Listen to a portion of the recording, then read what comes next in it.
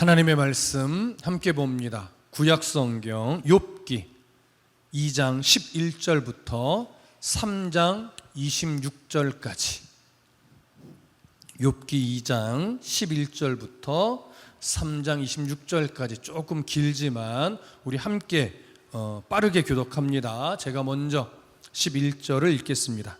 그때에 욥의 친구 세 사람이 이 모든 재앙이 그에게 내렸다 함을 듣고 각각 자기 지역에서부터 이르렀으니 곧 대만 사람 엘리바스와 수아 사람 빌닷과 나아마 사람 소발이라. 그들이 욥을 위문하고 위로하려 하여 서로 약속하고 오더니 눈을 들어 멀리 보매 그가 욥인 줄 알기 어렵게 되었으므로 그들이 일제히 소리질러 울며 각각 자기의 겉옷을 찢고 하늘을 향하여 티끌을 날려 자기 머리에 뿌리고 밤낮 7일 동안 그와 함께 땅에 앉았으나 욥의 고통이 심함을 보므로 그에게 한마디도 말하는 자가 없었더라. 그 후에 욥이 입을 열어 자기의 생일을 저주하니라. 욥이 입을 열어 이르되 내가 난 날이 멸망하였더라면 사내 아이를 베었다 하던 그도 그러하였더라면 그날이 캄캄하였더라면 하나님이 위에서 돌보지 않으셨더라면 빛도 그날을 비추지 않았더라면 어둠과 죽음의 그늘이 그날을 자기의 것이라 주장하였더라면 구름이 그 위에 덮였었더라면 흑암이 그날을 덮었더라면 그 밤이 캄캄한 어둠에 잡혔더라면 해의 날수와 달의 수에 들지 않았더라면 그 밤에 자식을 베지 못하였더라면 그 밤에 즐거운 소리가 나지 않았더라면 나를 저주하는 자들 곧 리워 야단을 격동시키기에 익숙한 자들이 그 밤을 저주하였더라면 그 밤에 새벽별들이 어두웠더라면 그 밤이 광명을 바랄지라도 얻지 못하며 동틈을 보지 못하였더라면 좋았을 것을. 이는 내 모태의 문을 닫지 아니하여 내 눈으로 환난을 보게 하였음이로구나. 어찌하여 내가 태에서 죽어나오지 아니하였던가. 어찌하여 내 어머니가 해산할 때에 내가 숨지지 아니하였던가. 어찌하여 무릎이 나를 받았던가. 어찌하여 내가 젖을 빨았던가.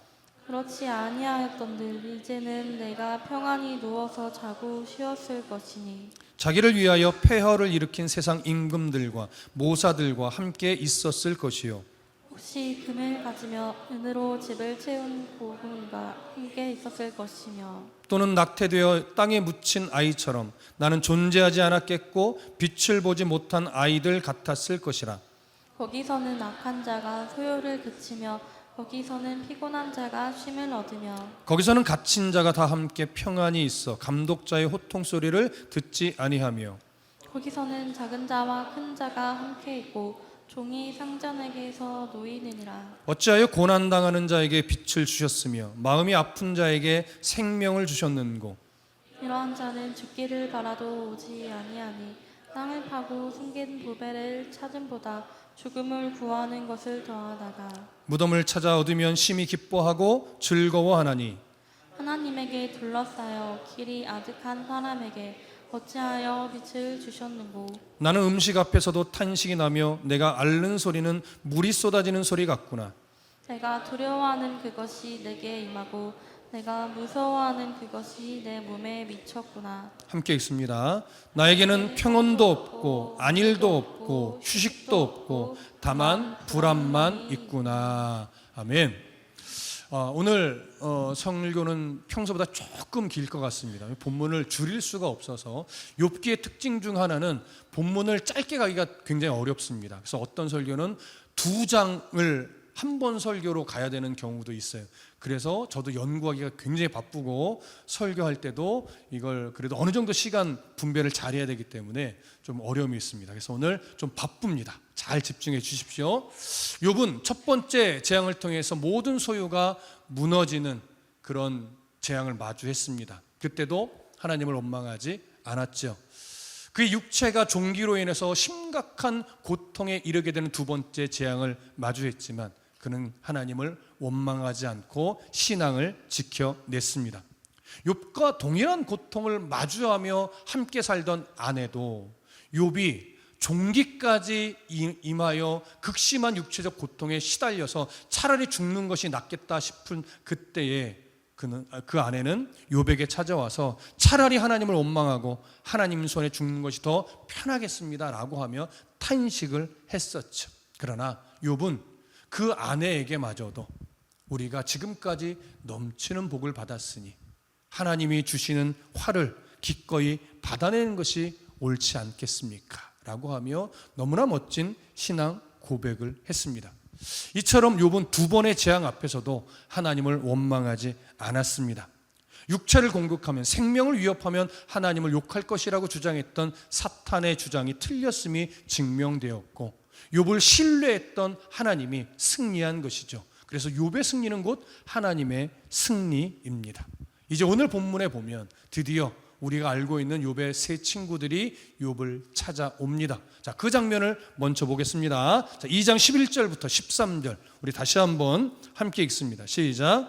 그때에 욥의 친구 세 사람이 이 모든 재앙이 그에게 내렸다함을 듣고 각각 자기 지역에서부터 이르렀으니 곧 대만 사람 엘리바스와 수아 사람 빌닷과 나아마 사람 소발이라.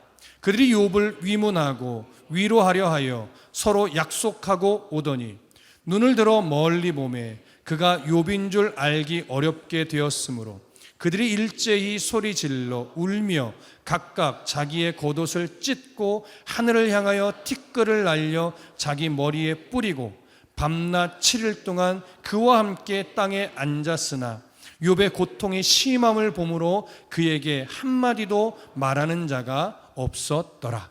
자, 욥의 세 친구 대만 사람 엘리바스, 수아 사람 빌닷, 나아마 사람 소발이 드디어 욥에 대한 안타까운 소식을 듣게 됩니다. 그래서 서로 연락하여 날짜를 정하고 욥을 위로하고자 욥을 만나러 오는 장면입니다.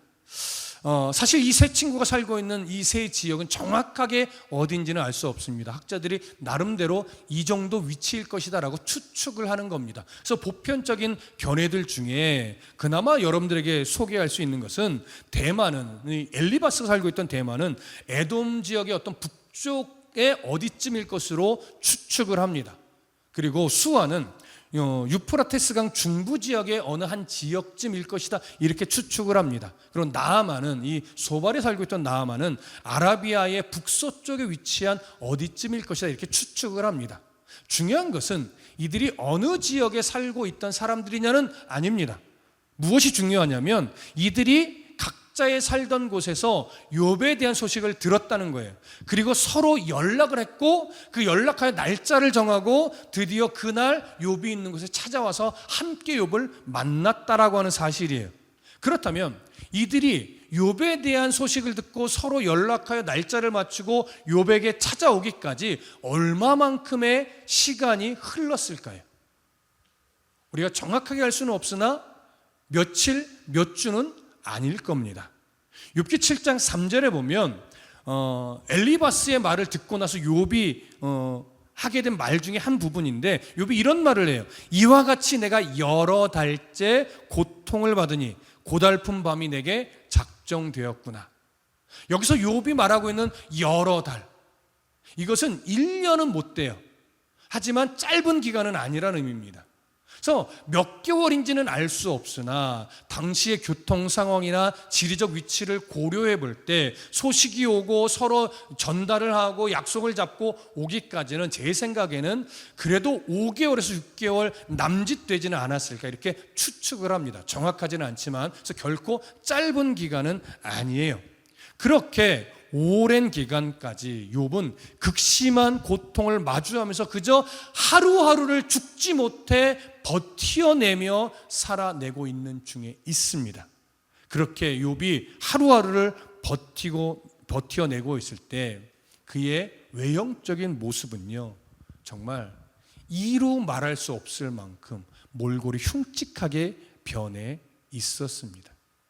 그 모습을 욥의 친구들이 멀리서 오랜 시간이 걸려 드디어 약속한 날 어디 지점에서 만나서 함께 욥이 살고 있는 것을 오면서 욥이 격리되어 혼자 고통을 견디고 내고 있는 그 욥의 모습을 딱 보는데요, 욥의 친구들이 그를 보고 극심한 슬픔에 잠기게 됩니다. 15절은 그 장면을 이렇게 설명해요. 눈을 들어 멀리 보매 그가 욥인 줄 알기 어렵게 되었으므로 그들이 일제히 소리질러 울며 각각 자기의 겉옷을 찢고 하늘을 향하여 티끌을 날려 자기 머리에 뿌렸다고 되어 있습니다. 욥은 그 오랜 시간 심적 고통과 육체적 고통을 한 몸으로 받아내고 있었어요. 그러니까 외모가 얼굴뿐만 아니라 모든 육체가 흉측한 몰골이 되어 있었던 거죠. 친구들은 너무 그 모습을 보고 놀라서 소리를 지르고 울며 겉옷을 찢었어요. 하늘을 향해 티끌을 날렸어요. 그러면서 절제할 수 없는 격앙된 감정을 쏟아낸 거예요. 친구들은 그런 욥 앞에서 아무런 말도 할 수가 없었습니다. 그래서 13절은 이렇게 이야기합니다. 밤낮 7일 동안 그와 함께 땅에 앉았으나 욥의 고통이 심함을 보므로 그에게 한마디도 말하는 자가 없었더라. 여러분, 욥의 친구들은요, 욥의 소식을 들은 이후에 정말 진심으로 욥을 염려하며 진심으로 욥을 위로하기 위해 온 거예요. 우리가 좀 선입견이 있어서 처음부터 욥을 판단하고 정죄하기 위해 온 것처럼 문득 생각하는 경향이 있지만 그렇지 않습니다. 욥의 친구들은요, 정말 욥을 아꼈고 욥에 대한 소식을 듣고 너무나 마음이 아파서 정말로 진심으로 위로하기 위해 온 것인데 욥의 모습을 보니까 더 가슴이 아팠어요. 그래서 욥 옆에 앉아서, 땅에 앉아서 아무 말도 하지 못하고 밤낮 7일 동안 그냥 그 옆에 있어 주었던 거예요. 그래서 이 친구들의 지금의 이 진심을 우리가 왜곡시킬 필요는 없습니다. 자, 욥이 이 친구들이 아무 말 하지 않고 옆에 7일 동안 밤낮으로 앉아 있어 주었던 것에 위로가 됐을까요? 안 됐을까요? 그래도 나름 위로가 되었을 겁니다. 이 친구들이 참 잘한 거예요. 이 친구들이 이제 그 진심으로 욥 옆에 앉아서 위로하는 마음으로 함께 있어 주니까 욥이 그 마음이 녹아져 내립니다. 마음이 녹아져 내리니까 여러분 잘 들어보세요. 그 수개월 동안 아무 말도 못하고 도대체 왜 내가 이런 재앙을 겪게 되는 것인지 이해할 수 없는 그 상황에서 하나님 앞에 말도 못하고 이 온갖 생각들이, 온갖 감정들이 마음 안에 켜켜이 쌓여지게 되잖아요. 누구에게 말을 하겠습니까? 켜켜이 쌓아지고 쏟아내지 못하고 있는데 친구들이 옆에서 7일 동안 아무 말 하지 않고 그냥 같이 앉아주니까 마음의 위로가 되고 뭔가 모를 이 감정이 이렇게 녹아져 내려요. 그래서 드디어 친구들의 도움으로 위로가 돼서 오늘 이제 입을 열어 하나님 앞에 그동안 묵혀뒀던 자신의 감정을 다 쏟아내게 됩니다. 그것이 오늘 3장이에요. 자, 1절과 2절을 함께 볼까요? 함께 읽습니다. 시작. 그 후에 욥이 입을 열어 자기의 생일을 저주하니라. 욥이 입을 열어 이르되. 자, 욥이 감정을 토해내듯 입을 열어 말한 그 첫 마디가 뭐냐면 자기 생일을 저주하는 것이었어요. 여러분, 이건 아직 친구들과의 대화는 아닙니다. 친구들과의 대화는요, 욥이 3장에서 자기의 감정을 다 쏟아내고 난 뒤에 그 말을 듣고 이제 엘리바스로부터 이제 친구들과의 대화가 시작이 되는 거예요. 욥은 친구들을 의지함으로 지금 자신의 감정을 막 쏟아내기 시작하는데 그 첫 번째가 자기 생일을 저주하는 거였어요. 왜냐하면 오랜 시간 정말 감당할 수 없는 정신적 고통, 감당할 수 없는 육체적 고통을 막 견디어내다 보니까 사실은 몸도 완전히 무너졌죠. 뿐만 아니라 마음까지도 이제 완전히 무너져 버린 거예요. 사실 지금 욥의 상황은요, 아내가 말했던 것처럼 사실 사는 것보다 죽는 것이 더 편한 상황이에요. 그러나 하나님을 섬기던 욥은요, 죽음을 선택할 수는 없었던 거예요. 또한 죽음을 선택하려고 했어도 하나님이 그의 선택을 그냥 놔두지 않았죠. 왜 이런 상황을 알 수 있냐면 조금 있다가 보게 될 욥기 3장 21절에 이런 기록이 있어요. 이러한 자는 죽기를 바라도 오지 아니하니. 이건 죽고 싶은데 하나님이 죽게 놔두지 않았다는 거예요. 죽으려고 하는 시도를 했는지는 모르겠습니다. 혹시나 죽으려고 하는 시도를 했더라도 하나님이 계속 막으셨던 거예요. 그러니까 죽기를 바라도 죽을 수가 없는 이 상황에 놓여 있는 거죠. 그래서 욥은요, 정말 할 수 있는 말, 할 수 없는 말, 이게 신앙적이든 신앙적이지 않든 그냥 그 안에 있는 모든 감정을 다 쏟아냅니다. 그렇기 때문에 욥이 지금 쏟아내는 이 3장에 언급된 표현들은요, 단순하게 신학적 잣대로, 교리적인 잣대로 이건 틀렸어, 이건 옳지 않아, 이렇게 막 선을 그을 내용은 아니에요. 그냥 욥이 지금 어떠한 감정에 쌓여서 이렇게 쏟아내지는가, 이거를 함께 따라가며 이해해야 될 내용입니다. 왜냐하면 우리도 뭐 부모 자식 간이든 부부 간이든 어떤 친구 간이든 어떤 관계 속에서 뭔가 감정이 막 쌓여 있다가 어떤 그 감정의 불꽃이 한번 탁 튀기면 자기도 모르게 그냥 해야 할 말 하지 못할 말을 막 쏟아내잖아요. 막 쏟아내서 퍼붓고 나서 나중에 정신을 차렸을 때 뭐라고 말해요? 미안해, 진심은 아니었어, 내가 이렇게까지 할 말은 아니었는데 이해해줘, 이러잖아요. 그게 사실 솔직한 감정이거든요. 일단은 막 그 감정이 한번 폭발하면 절제되지 않고 막 쏟아 나오는 거예요. 근데 정신을 차리고 보면 내가 왜 그렇게까지 말했을까, 이렇게 되죠. 그래서 지금 욥의 말은요, 지금 그런 감정의 폭발이에요. 그래서 욥의 말은 조금 전에도 말하겠지만 신학적이지 않은 말도 있고요, 조금은 이단적 발언도 있게 돼요. 그런 것에 대해서 이제 점검을 좀 해볼게요. 자, 이제 3절부터 10절까지 함께 있습니다. 3절부터 10절. 자, 시작. 내가 낱날이 멸망하였더라면, 사내 아이를 베었다 하던 그 밤도 그러하였더라면, 그 날이 캄캄하였더라면, 하나님이 위에서 돌아보지 않으셨더라면, 빛도 그날을 비추지 않았더라면, 어둠과 죽음의 그늘이 그날을 자기의 것이라 주장하였더라면, 구름이 그 위에 덮였더라면, 흑암이 그날을 덮었더라면, 그 밤이 캄캄한 어둠에 잡혔더라면, 해의 날수와 달의 수에 들지 않았더라면, 그 밤에 자식을 베지 못하였더라면, 그 밤에 즐거운 소리가 나지 않았더라면, 나를 저주하는 자들, 곧 리워 야단을 격동시키기에 익숙한 자들이 그 밤을 저주하였더라면, 그 밤에 새벽별들이 어두웠더라면, 그 밤이 광명을 발할지라도 얻지 못하며 동틈을 보지 못하였더라면 좋았을 것을. 이는 내 모태의 문을 닫지 아니하여 내 눈으로 환난을 보게 하였음이로구나.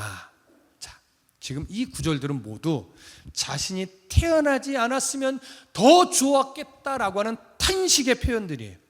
특히 3절은 자신이 태어나던 날이나 아니면 자신이 임신하게 됐던 그 날이 차라리 그냥 그날 멸망이 돼서 그 날이 역사 속에서 사라져 버렸다면 더 좋았겠다, 이런 의미예요. 그리고 4절부터 6절은요, 자신이 태어나던 그날, 하나님이 그 날을 돌보지 않음으로 말미암아 역사 속에서 아예 그 날이 사라져 버렸었다면 훨씬 더 좋았겠다, 이런 의미예요. 그리고 7절부터 9절은요, 자신이 임신되던 그날, 자신이 임신되지 않았으면 더 좋았겠다라고 하는 탄식이에요. 자, 이 탄식 중에 특히 8절을 보면 욥이 얼마나 격한 감정을 가지고 쏟아내는지 알 수 있는데, 8절의 내용은 당시 문화 속의 사람들이 가지고 있던 어떤 미신적 이미지를 그대로 가지고 와서 표현하고 있어요. 8절 볼까요? 8절에 이렇게 표현하죠. 나를 저주하는 자들, 곧 리워야단을 격동시키기에 익숙한 자들이 그 밤을 저주하였더라면, 이렇게 표현하는데, 여기 나를 저주하는 자들은 누구를 말하는 거냐면 이 출애굽 광야 시대에 발람이라고 하는 악한 저주 전문 주술가가 나오잖아요. 이 발람처럼 저주를 전문으로 하는 주술가들을 말하는 거예요. 그리고 옆에 이제 리워 야단이 나오는데, 리워 야단은 고대 근동에서 어떤 이미지냐면 해와 달을 삼켜버려서 그 날 자체를 저주할 수 있는 그런 괴물로 여겨지던 신화 속 어떤 짐승이에요, 말하자면. 그래서 결국 어떤 의미냐면 주술가들이, 저주 전문 주술가들이 리워야단을 깨워서 자신이 태어나던 그 날을 아예 삼켜버렸다면 더 좋았겠다, 이런 의미가 돼요. 그러니까 이런 표현들은 신앙적이지 않죠. 성경적이지도 않아요. 그럼에도 격한 감정으로 쏟아내는 욥은 그냥 이런 표현까지도 거침없이 지금 하고 있었던 겁니다. 그래서 욥 10절에 보면 결론적으로 이렇게 표현해요. 이는 내 모태의 문을 닫지 아니하여 내 눈으로 환난을 보게 하였음이로구나. 이건 어떤 의미냐면 결국 어떤 존재도 어떤 세력도 내가 태어나던 날을 막지 못하여서 결국 내가 지금 눈으로 이 환난을 보게 되었다라고 하는 한탄이에요. 그러니까 이 한탄의 이면에는 사실 어떤 의미가 함께 담겨 있냐면 결국 나를 태어나게 한 것은 누구 때문이 누구다? 하나님이다. 하나님이 결국 억지로 나를 이렇게 태어나게 만들어서 내가 지금 이 환난을 눈으로 보게 만드셨다라고 하는 거예요. 그러니까 역설적으로 보면요, 자신의 태어남을 누가 주관했다고 인정하는 거예요? 하나님이 주관했다고 인정하는 거예요. 역설적으로. 자, 좀 더 이어서 봅니다. 11절, 12절 함께 보겠습니다. 시작. 어찌하여 내가 태에서 죽어나오지 아니하였던가? 어찌하여 내 어머니가 해산할 때에 내가 숨지지 아니하였던가? 어찌하여 무릎이 나를 받았던가? 어찌하여 내가 젖을 빨았던가? 이 구절은 모두 차라리 자기가 태어날 때 그냥 죽어서 나왔으면 얼마나 좋았겠는가, 이런 의미예요. 얼마나 힘겨우면 이런 표현까지 하겠습니까? 여기 지금 어찌하여라는 표현이 반복적으로 3차례 나오지요. 히브리어로는요 라마라고 표현해요. 라마. 여러분, 라마 좀 익숙하지 않습니까? 언제 사용되던 히브리 단어일까요? 예수님이 십자가 위에서 엘리 엘리 라마 사박다니라고 표현할 때, 나의 하나님 나의 하나님 어찌하여 나를 버리셨나이까? 여기 어찌하여가 라마예요. 그러니까 탄식의 주로 많이 쓰여져요. 욥도 그 라마라는 표현을 사용해서 어찌하여 어찌하여 어찌하여 이렇게 표현하고 있는 겁니다. 그러면서 차라리 죽어서 태어났더라면 좋았겠다라고 하는 표현을 사용하는데 12절에 보면 이런 표현을 하죠. 어찌하여 무릎이 나를 받았던가? 왜 여기 무릎이라는 표현이 나오냐면, 오늘날은 여성들이 출산을 할 때 이제 병원에 가서 출산하는 의자에 앉아서 아이를 이렇게 낳잖아요. 근데 고대 당시에는요, 산파가 무릎을 꿇고 앉으면 이제 엄마가 그 양 다리를 산파의 어깨에 걸쳐요. 그러면 자연스럽게 아이가 나오면 어디에 받아지게 되죠? 산파의 무릎 위에 받아지게 되는 거예요. 그래서 어찌하여 무릎이 나를 받았던가는 그런 이해 속에서 나온 표현입니다. 이 무릎을 우리나라 표현은요 슬하라고 해요. 슬하.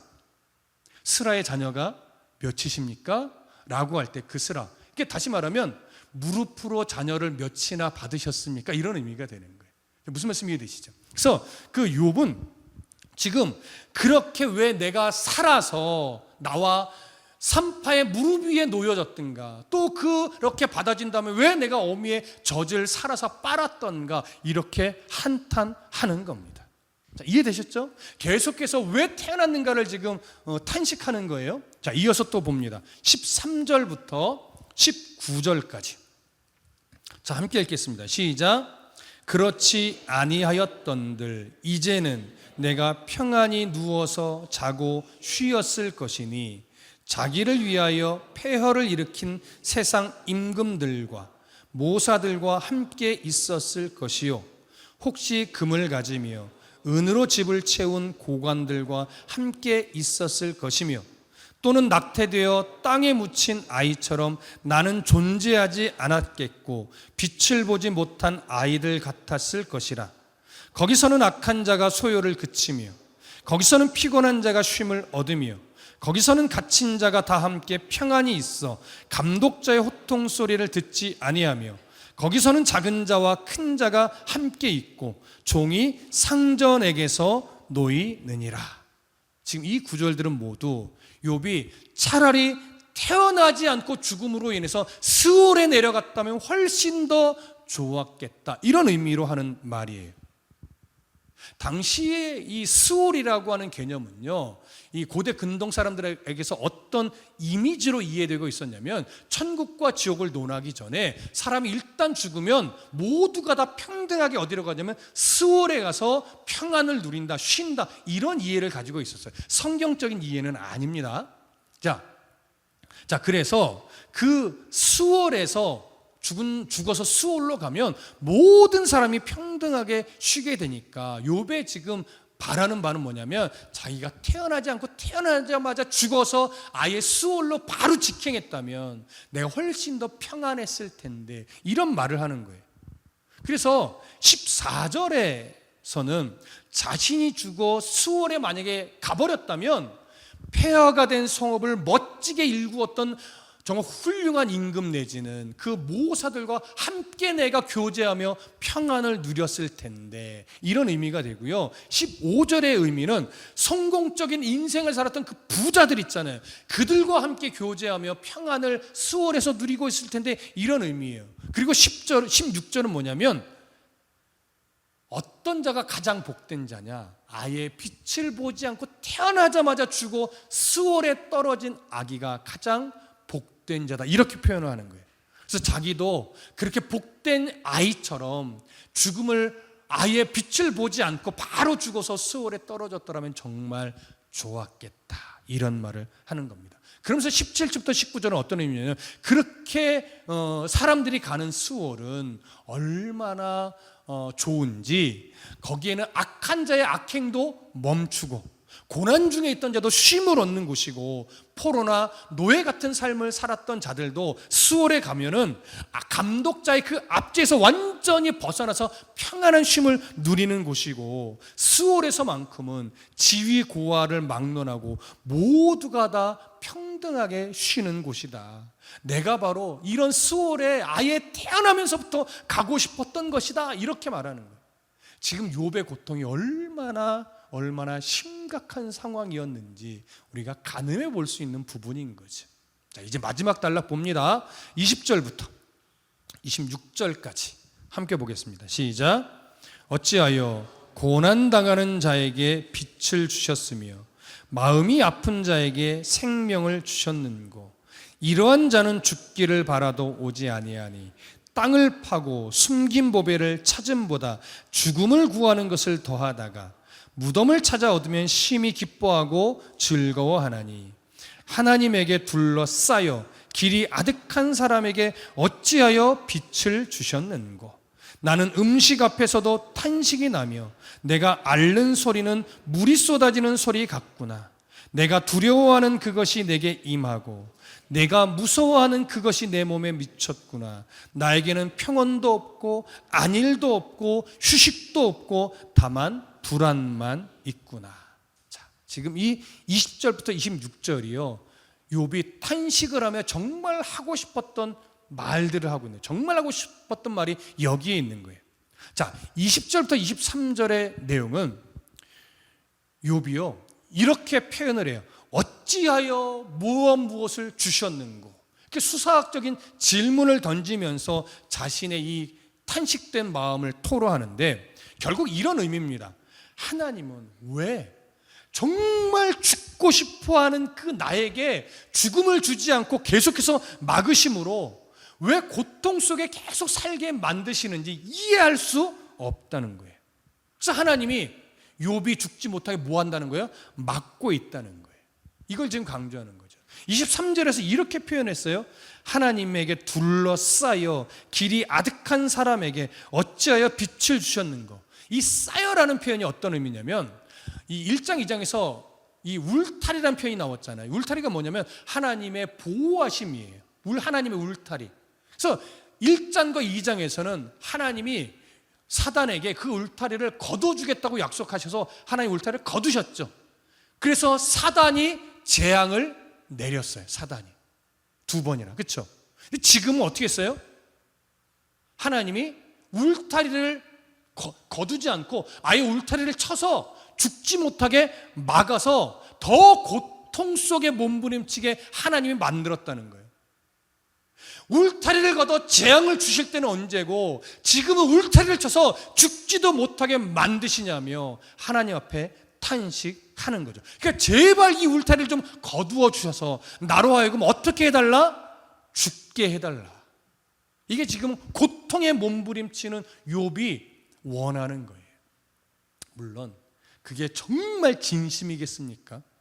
얼마나 힘들면, 얼마나 고통스러우면 이렇게 표현하겠느냐고요. 그렇게 24절은 하나님이 죽지 않게 하시니까 내가 음식이 앞에 있어도 탄식만 나오고 신음소리만 쏟아진다는 거예요.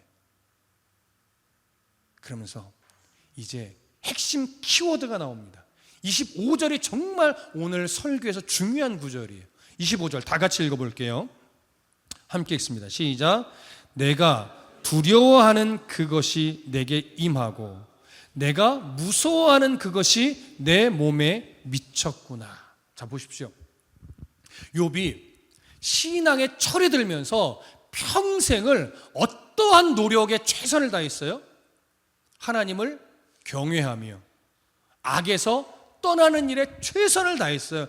조금이라도 뭔가 죄스러운 것이 느껴지면 바로 하나님 앞에 제사를 드리며 회개했죠. 자식들이 잔치를 벌인 이후에 혹시나 술에 취해서 말로라도 실수했을까 봐 잔치가 끝나면 항상 자녀의 명수대로 번제를 드렸단 말이에요. 그만큼 자기뿐만 아니라 온 가족이 하나님을 경외하는 일을 경홀히 여기지 않도록 또 조금이라도 죄를 짓지 않도록 온 가족을 위해 평생 애썼던 자가 바로 욥이에요. 그래서 욥은 무엇을 항상 두려웠냐면 하나님을 경외하지 않고 혹시나 죄를 범함으로 말미암아 하나님 앞에 죄앙을 받는 것, 이걸 평생 두려워하며 살았는데 지금 욥은요, 자기가 두려워하던 재앙, 그것도 극심한 재앙을 몸으로 받아내고 있어요. 근데 문제는 뭐냐면 재앙의 원인을 알면 답답하지 않을 텐데 아무리 곱씹어 생각을 해봐도 이 재앙이 내게 닥칠 만한 이유를 찾은 거예요, 못 찾은 거예요? 못 찾은 거예요. 하나님께 구해도 하나님이 자기에게 응답을 주지 않아요. 그러니까 답답한 거예요. 그러니까 죽고 싶은 거예요.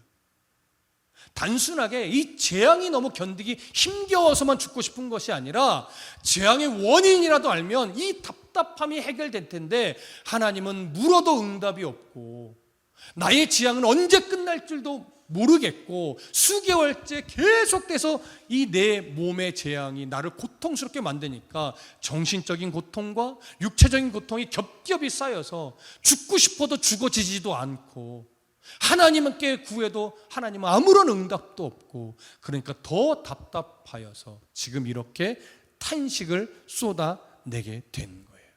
그게 욥의 삶이 26절에 있는 것처럼 내게 이제는 뭐도 없어요? 평안도 없어요. 내게 이제는 무엇도 없어요? 안일도 없어요. 내게 이제는 휴식도 없어요. 다만 뭐만 있어요? 불안만 있어요. 언제까지 이런 답답함이죠. 그 도대체 왜 이런 불안감이죠. 이것이 지금 욥기 3장에서 욥이 탄식하고 있는 내용의 핵심입니다. 구절구절들을 더 자세하게 설명 못하는 것은요, 우리가 시간적 제약이 있기 때문에 그래요. 그렇다고 끊을 수는 없어요. 그러면 맥락이 끊어져서. 그래서 조금 제가 압축해서 여러분들에게 설명을 드렸습니다. 그렇다면 이제 우리가 생각해 봐야 될 게 뭐냐, 1장과 2장에서 욥이 그렇게 멋진 신앙 고백을 통해서 우리에게 큰 은혜를 줬단 말이에요. 도전을 주고. 그런데 지금은 1장과 2장에서 했던 신앙 고백이 어디에 갔는지 모를 만큼 모든 감사를 잃어버리고 하나님에 대해서 적대감을 표현하는 탄식만 쏟아내고 있는 거예요. 욥이 왜 이런 말을 쏟아내게 된 걸까? 그 구체적인 이유를 오늘 좀 찾아봐야 됩니다. 대략 두 가지 정도로 정리할 수 있는데, 첫 번째는 앞에서 이미 여러분들에게 설명을 드렸듯이 오랜 시간 아무 말도 못하고 침묵 속에서 고통을 하루하루 견뎌내고만 있던 욥에게 누구에게 말할 수도 없고 위로도 되지 않고 그렇게 힘겨움의 시간들을 수개월째 보내고 있는 중 자기가 아끼던 친구들이 찾아와서 자기의 상황을 같이 아파하며 울며 자기 옆에 앉아서 아무 말도 하지 않고 그 아픔을 같이 느껴주고 있다 보니까 욥의 마음이 위로가 되고 무엇인가 좀 녹아져 내린 거예요. 그래서 그것이 위로가 돼서 힘을 얻고 내가 이제 하나님 앞에 한 번 더 쏟아내 봐야 되겠다 해서 용기를 내서 자신의 이 묵어있던 쌓여있던 감정을 하나님께 다 토해내게 된 거죠. 그러다 보니까 어떻게 돼요? 신앙적이지 않은 표현 또는 이단에 가까운 표현 또는 미신적인 표현까지도 같이 다 쏟아내게 된 거죠. 이걸 앞에서 어떻게 설명드렸어요? 이걸 신학적 잣대로 들이밀어서 이건 옳다 이건 그르다 이렇게 지금 말할 내용은 아니다라고 하는 거예요. 어떠한 마음의 고통 속에 놓여 있었는지, 그래서 왜 이렇게 표현할 수밖에 없었는지 그 감정을 먼저 헤아려야만 하는 거예요. 사실 욥도요 이렇게 막 쏟아내는 중에 머리켠 한쪽에서는 과하다는 걸 알고 있어요. 그래서 욥기 6장 2절부터 3절에 보면 욥이 이런 표현을 해요. 나의 괴로움을 달아보며 나의 파멸을 저울 위에 모두 놓을 수 있다면 바다의 모래보다도 무거울 것이다. 그러므로 나의 말이 뭐했구나? 경솔했구나. 안단 말이야. 아는데도 일단 감정이 너무 고조되니까 다 쏟아낼 수밖에 없었던 거예요. 그걸 그냥 가슴에 남겨둘 수가 없었던 거죠.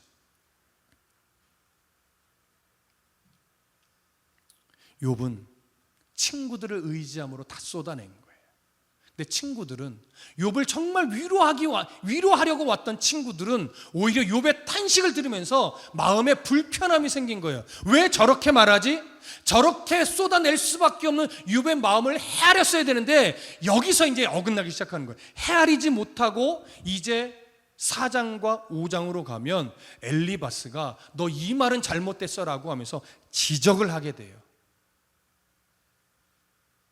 그거는 이제 다음 주에 우리가 살펴볼 건데, 그 지적하고 판단하고 정죄하는 엘리바스의 말을 듣고 6장에서 욥이 이렇게도 표현했었어요. 6장 14절에 보면 낙심한 자가 비록 전능자를 경외하기를 저버릴지라도 그의 친구로부터 동정을 받느니라, 이렇게 표현했어요. 이게 뭔 말이냐면 내가 지금 너무나 힘겹고 감정이 격해져서 혹시나 하나님 경외하기를 저버린 듯한 말을 쏟아냈을지라도 나는 그것으로부터 지적을 받기를 원한 것이 아니라 그렇게 쏟아낼 수밖에 없었던 나의 감정을 헤아림으로 말미암아 친구들에게 그냥 위로받고 싶었던 거야, 이 말을 하는 거예요.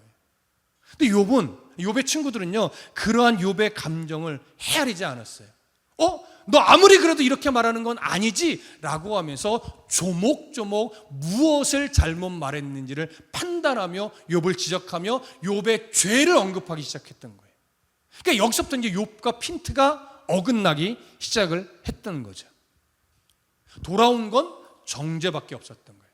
친구들의 위로를 받고 싶어서 그냥 허물 없이 가리지 않고 그냥 쭉 쏟아냈을 뿐인데 친구들은 정죄로 욥을 향했던 것이죠. 여러분, 우리는 여기서 알아야 합니다. 사람의 위로도 물론 필요합니다. 하지만 사람의 위로는 한계가 있습니다. 부부 사이에서도 위로는 한계가 있거든요. 우리를 한없이 모든 말을 품으며 위로하시는 분은 누구밖에 없을까요? 하나님밖에 없음을 꼭 기억하십시오.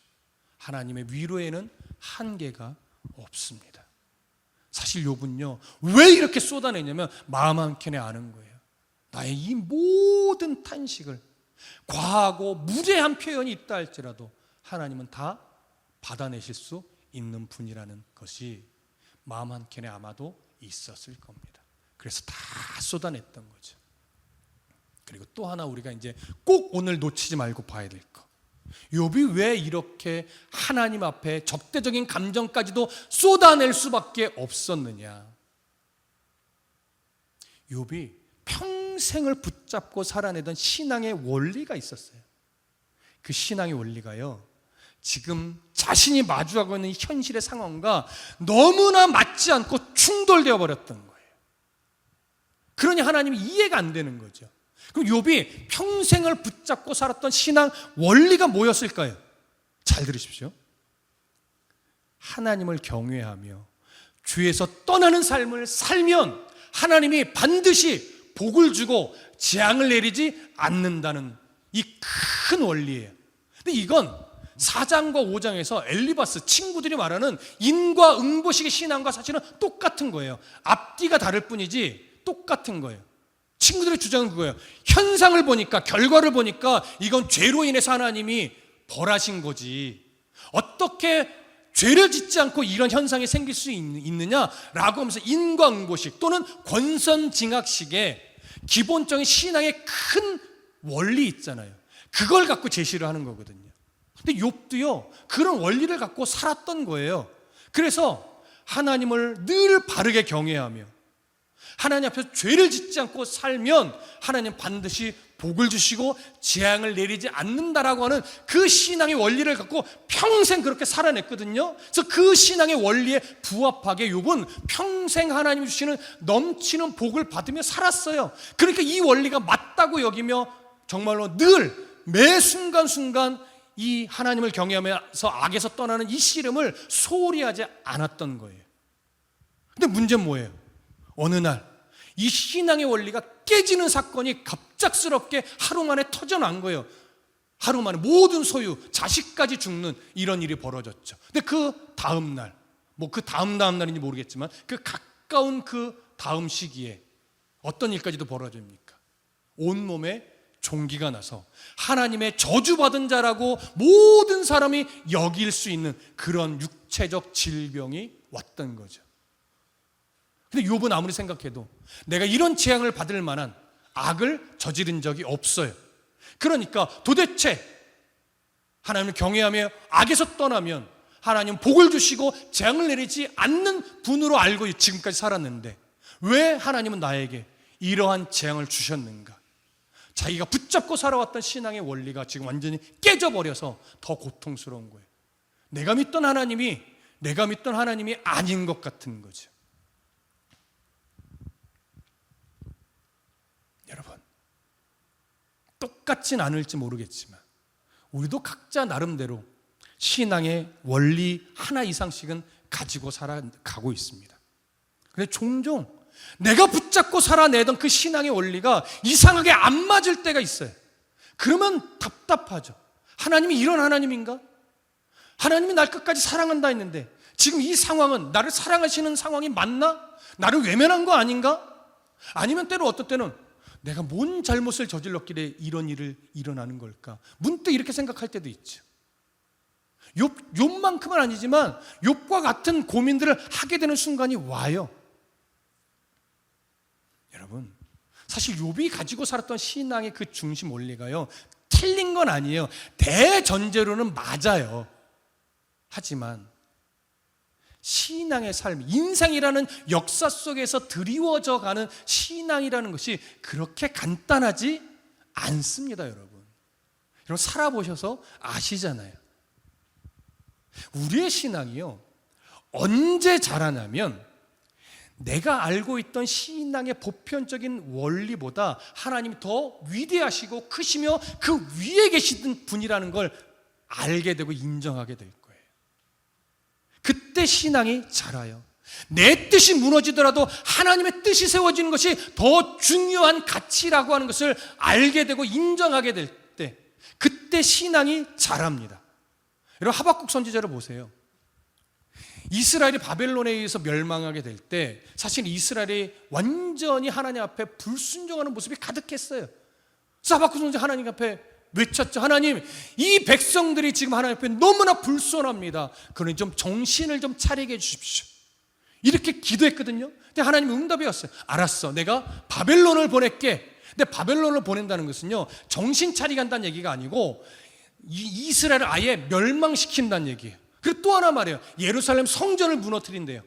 이스라엘의 입장에서는요 예루살렘 성전이 무너지는 것은 이해할 수 없는 일이에요. 그건 말도 안 되는 일이었어요. 그러니까 하박국이 하나님 앞에 계속 이제 항변합니다. 하나님, 그거 아니고요. 나는 정신만 차리게 해달라는 것이었지 언제 이스라엘을 완전히 멸망시켜달라고 했습니까? 언제 내가 예루살렘 성전을 무너뜨려달라고 했습니까? 이건 아니잖아요 하나님 하고서 끊임없이 항변한 거예요. 하나님의 응답이 없어요. 하박국 선지자가 이것을 놓고 끊임없이 항변하고 또 항변하고 또 항변하다 보니까 어느 순간 마치 하나님의 마음처럼 마음에 깨달아지는 것이 하나 딱 들어오는데, 그것이 뭐냐면 이스라엘이 멸망하고 예루살렘 성전이 무너짐으로 인해서 하나님의 나라가 더 확장되어진다면 그것이 더 옳은 것이다, 이걸 인정하게 된 거예요. 그 인정함을 통해 하박국 선지자가 했던 놀라운 신앙 고백이 뭡니까? 의인은 그의 믿음으로 말미암아 살리라. 이걸 이제 신약 성경에서 바울이 인용해서 오직 의인은 믿음으로 말미암아 살리라, 이렇게 인용을 한 거죠. 여러분, 하박국 선지자가 이런 놀라운 믿음의 고백을 한 것은요, 자기의 신념이 와르르 무너진 다음이었어요. 자기의 신념과 가치가, 신앙의 가치가 완전히 무너진 다음에 하나님의 뜻은 나의 신념보다 위에 있고 나의 신앙의 원리보다 위에 있고 이 세상의 모든 운행하는 자연의 질서보다도 위에 계신 분이기 때문에 이해할 수 없더라도 하나님이 옳다, 인정할 수 없더라도 하나님이 옳다, 이걸 깨닫고 인정하게 되는 순간 하박국 선지자가 이런 고백을 할 수 있었던 거예요. 여러분, 우리의 신앙도 똑같습니다. 젊든 중년이든 또 이제 노년의 시절을 겪든 또 신앙의 연수가 얼마만큼이든 그건 상관없어요. 모두가 다 인생을 통해서 여러 차례 신앙의 신념이 깨지면서 도대체 하나님은 어떤 분이시냐라고 탄식하던 순간들이 다 있단 말이에요. 지금도 그러는 상황에 놓여 있는 분도 있겠죠. 앞으로 그런 상황은 또 닥쳐올 겁니다. 그러나 그래서 때로는 차라리 죽는 게 좋겠다, 하나님 날 좀 죽여주세요, 차라리 죽는 게 속 편하겠습니다, 이런 마음이 들 때도 많겠죠. 이미 그런 시간들을 겪으신 분들도 있겠죠. 그러나 기억하십시오, 욥은 탄식하며 하나님 앞에서 죽기를 소망했던 그 가운데서도 결국 자신을 지키시는 하나님을 역설적으로 인정할 수밖에 없었습니다. 그래서 결국 스스로 죽음을 선택하려는 행동은 그가 하지 못했습니다. 아니요, 하지 않았죠. 여러분, 우리는 감히 욥과 우리를 비교할 수는 없습니다. 욥의 상황은요, 보편적인 상황이 아니라 특별한 상황이에요. 그래서 우리 자신을 욥과 비교하는 것은 사실 조금 무리한 거예요. 그럼에도 우리는 욥과 비교할 수는 없지만 모두가 각자의 상황에서 감당할 수 없는 어려움, 이해될 수 없는 고통, 이런 것들을 겪는 분들이 있습니다. 그때 하나님 앞에 여러분 말을 가리지 않으셔도 돼요. 모든 우리의 마음을 다 헤아리시는 하나님 앞에 여러분들의 감정을 하나님 앞에 다 쏟아낼 수 있어야 돼요. 욥처럼. 그게 하나님을 대적하는 것 같은 표현인다 할지라도 그저 여러분 안에 켜켜이 쌓여있던 그 감정을 그저 마음 안에서 삭히지 마시고 하나님을 의지함으로, 하나님을 기대함으로 다 쏟아내십시오. 그러면 하나님은 다 들어주시고 다 헤아려 주시고 지금은 잠잠하여 내 소리를, 내 신음을 외면하는 듯 여겨질지 모르나 그 순간이, 그 고난이, 그 아픔의 시간이 하나님이 원하시는 만큼 지나갔을 때 하나님 우리에게요, 하나님의 뜻이 어디에 있었는지 끝내 보게 하십니다. 그러므로 인해 끝내 우리의 입술을 통해 하나님이 옳았습니다, 이 인정을 하나님 앞에 하게 될 겁니다. 여러분, 그런 하나님의 음성이 마음 안에 새겨지기까지는 어쩔 수 없이 우리는 신앙의 충돌도 경험해야 되고 내가 무너지는 것도 경험해야 되고 내가 하나님 앞에서 한 번쯤 꺾여지는 것도 반드시 경험해야 됩니다. 그러나 하나님이 꺾으시는 그 사건은 우리를 죽이는 사건이 아니라 그걸 통해서 다시금 우리의 심령이 살아나게 만드는 하나님의 사랑의 또 다른 표현입니다. 이런 하나님의 헤아릴 수 없는 깊은 사랑을 오늘 욥기를 통해서 발견을 앞으로 하셔야 돼요. 그러면 못 견딜 고난은 없습니다. 못 이겨낼 아픔은 없습니다. 하나님이 우리를 너무나 사랑하시기 때문입니다. 그 사랑이 이해되지 않다면 끊임없이 하나님 앞에 토해내십시오. 결국 만나실 겁니다. 결국 들으실 겁니다. 결국 인정하게 될 겁니다. 기도하겠습니다.